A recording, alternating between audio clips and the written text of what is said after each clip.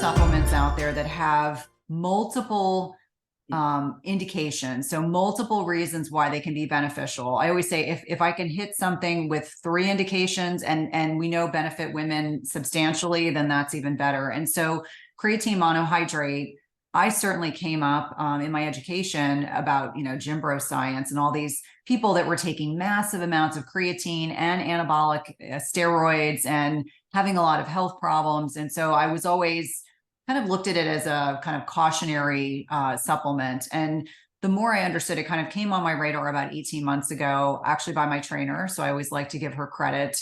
And when I started looking at the research and I started taking it, and I'm a middle-aged woman, I'm 51, I'll be 52 in August.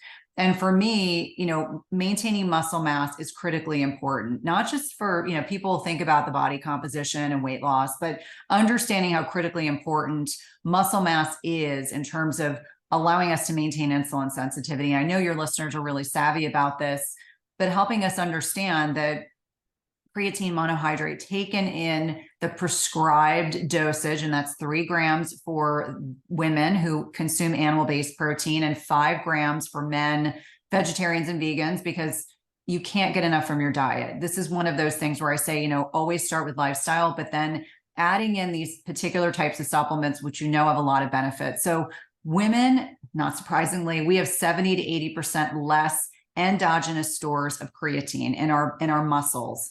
And so it's helpful to understand that at different phases in our lives, like when we're in our menstrual cycles, we have fluctuating needs for creatine. And women who are middle-aged, especially menopausal women, we are at this catabolic event where we are breaking down skeletal muscle.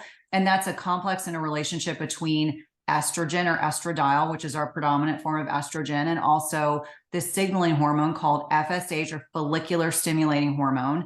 When we have low estrogen and high FSH, like we do in the latter stages of perimenopause, the 10 to 15 years preceding menopause, and then in menopause, when obviously, unless we're taking HRT, we have low estrogen, our body is breaking down muscle at an accelerated rate. This is one of many reasons why it's not at all uncommon for middle-aged women to start becoming insulin resistant.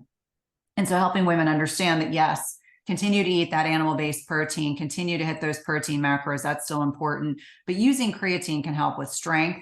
It works at the mitochondrial level. So at that cellular level, helping us understand, it will hydrate cells. So that's, the hot monohydrate. That's where, you hear a little bit of that hydration piece, but also is critically important in helping with strength. So when I go to the gym, I'm able to lift heavier weights, and it might even be 5 pounds different from week to week, but I'm aggressively trying to continue to challenge my muscles. That's really what it comes down to, because like a lot of things in our lives, if we keep doing the same things, our body just kind of goes, this is great. I don't have to be challenged. I'll just, continue with the status quo. And so creatine taken both on days when you strength train and days that you're not strength training can be very, very important for helping to kind of buffer that change in insulin sensitivity. It helps with brain health. There's this, this complex interrelationship with brain cells.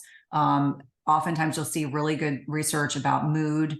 Also sleep quality can improve, helps with sleep architecture. And you have to remember that for most of my patients, they're dealing with sleep issues, body composition changes. And so this was an easy win. And I cannot tell you how exciting it is to interact with people objectively who are telling me, oh my gosh, I just, use this every day. It blends seamlessly into my water. It makes it easy. My teenagers take it too. So for full disclosure, people oftentimes ask, is it safe? And I always say, my kids are in this massive anabolic phase in their lives. They lift weights. My 15-year-old's put on 20 pounds of muscle. It's not fat.